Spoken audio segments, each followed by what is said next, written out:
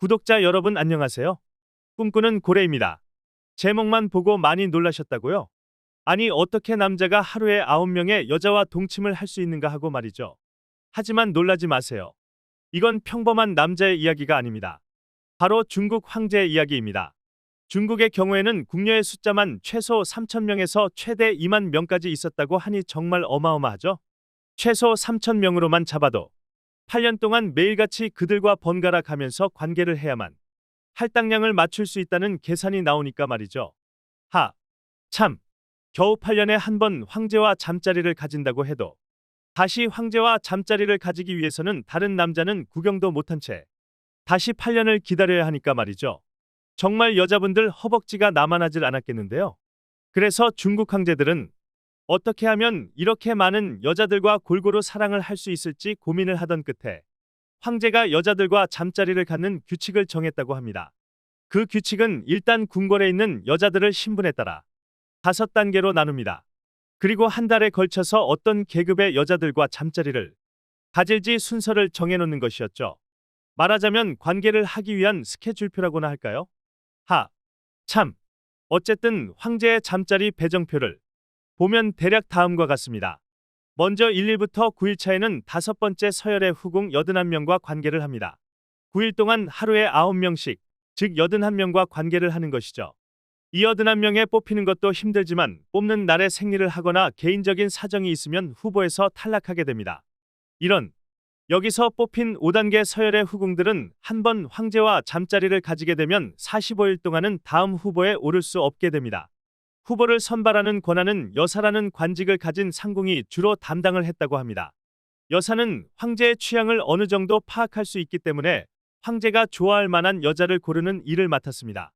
그렇게 선발된 여자가 동침하러 오면 황제는 그날 안에 9명의 여자들을 모두 해치워야 했습니다. 그리고 다음 날에도 정무가 끝나면 다른 9명을 상대해야 하는 것이죠. 이렇게 9일을 보내 81명을 채우면 이제는 4번째 서열에 해당되는 여자들과 섹스를 해야 합니다. 10일부터 12일째까지는 4번째 서열의 후궁 27명의 차례입니다. 황제는 이 3일 동안 앞 단계와 마찬가지로 매일 9명씩 4번째 서열의 후궁들과 동침해야 합니다. 그리고 기간이 지나면 이제는 3번째 서열의 후궁들로 넘어갑니다. 13일차. 3번째 서열의 후궁 9명입니다. 3번째 서열까지 올라오면 그 서열에 해당되는 후궁의 숫자가 점차 줄어들기 때문에 5번째나 4번째 계급보다는 황제와 동침할 기회가 많아지게 됩니다. 즉 황제와 더 자주 정을 통할 수 있었고 그만큼 임신할 수 있는 가능성도 높아지겠죠. 14일차는 2번째 서열의 후궁 4명의 차례입니다. 황제는 하루 동안 2번째 서열의 후궁 4명과 동침하게 된다. 날마다 9명을 상대하다가 4명을 상대하니 황제가 조금 아쉬웠을 수도 있겠군요. 그렇지만 매일 9명씩 상대하느라 아마 충분히 정기가 빠진 상태라면 오히려 일거리가 줄어들었다고 좋아할지도 모르겠군요. 2번째 서열의 여자들은 3번째 서열보다도 숫자가 적기 때문에 여사의 관리를 거치지 않더라도 황제가 직접 고를 수 있었다고 합니다. 아마 황제도 4명이면 충분히 즐길 수 있었겠죠. 15일과 16일은 마지막 황후의 차례입니다. 드디어 올 게 왔군요. 다음 차례는 궁중에 가장 높으신 여성인 황후의 차례입니다. 황후는 그 자체로도 고귀한 신분인데다가 정실 부인이기 때문에 그만큼 대우를 받습니다. 이틀 동안 황제는 황후하고만 잠자리를 하게 됩니다. 하루에 9명씩 상대하던 황제가 이 시점에서는 많이 아쉬워했을지도 모르겠군요. 자, 그리고 여기서부터는 다시 반대로 흘러갑니다. 즉 2번째 서열부터 5번째 서열까지 역순으로 진행하는 것이죠. 17일 차부터 다시 2번째 서열의 후궁 4명씩과 동침을 시작합니다. 18일 차는 3번째 서열의 후궁 9명. 이때는 13일 차와는 다른 3번째 서열의 9명의 후궁들과 동침을 합니다. 즉 다른 팀과 새롭게 시작을 하는 것이고요. 19일부터 21일은 다시 4번째 서열의 후궁 27명. 물론 앞에 10일에서 12일과는 다른 여인들입니다. 22일에서 30일까지 다시 5번째 서열의 후궁 81명. 그리고 한 달의 마지막은 5번째 서열의 후궁들로 그 험난한 스케줄을 마무리하게 됩니다. 새로운 여자들을 하루에 9명씩 총 81명을 상대하고 나서야 드디어 한 달에 걸친 황제의 성생활이 끝나게 되는 것이죠.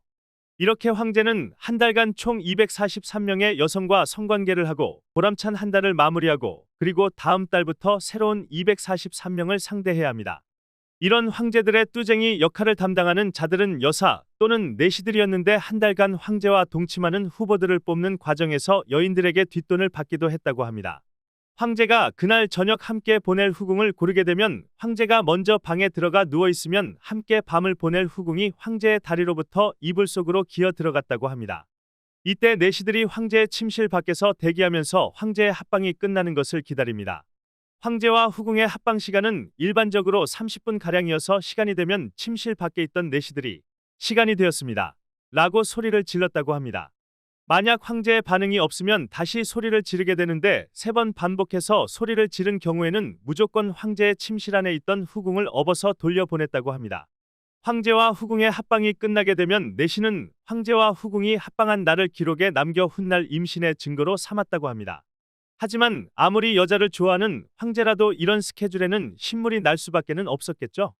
황제의 업무는 섹스 이외에도 엄청나게 많기 때문에 여인들과 섹스를 가질 수 있는 시간도 저녁 9시부터 11시까지로 정해져 있었습니다. 그 2시간 안에 9명의 여자들과 관계를 가지고 다시 본업으로 돌아가 정무를 살펴야 했습니다. 뚜쟁이들은 효율적으로 여인들을 관리하기 위해서 반지로 이들을 구분하기도 했다고 합니다. 보통 은으로 만들어진 반지를 끼워주는데 황궁의 여자들은 이 반지를 평소에는 모두 왼손에 끼고 있어야 했다고 합니다. 황제와 섹스를 하고 나면 이 은반지를 오른손에 끼고 만약 임신을 하게 되면 금반지로 바꿔 주었다고 합니다. 또한 연지곤지를 찍어서 생리 여부를 표시하기도 했습니다. 아니 아무리 그래도 어떻게 이렇게 많은 여성을 성적 대상으로 삼았는지 기분이 몹시 나빴을 여성 구독자들을 생각해서 그럼 여왕제들의 사례를 잠시 들여다봅니다. 대표적으로 당나라 측천무후가 있겠죠. 측천무후에 대해서는 지난 영상에서 자세히 다뤘기 때문에 이전 영상을 참고해 주시면 감사하겠습니다.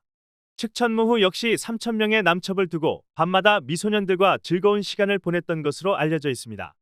그녀의 왕성한 성욕에 대해서는 이미 지난 시간에 언급한 바가 있었고요. 또 러시아 제국 예카테리나 여제가 있겠습니다. 예카테리나 여제는 절대 권력을 휘두르며 남성들을 사냥하길 좋아했습니다.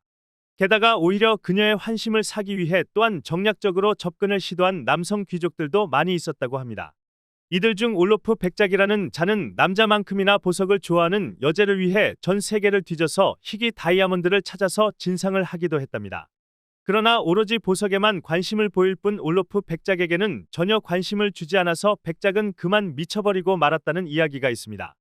이때 여제가 받았다던 올로프 다이아몬드는 현재도 최고급 다이아몬드들 중 하나로 통한다고 한다. 우리나라의 사례도 있죠. 바로 통일신라의 진성여왕입니다.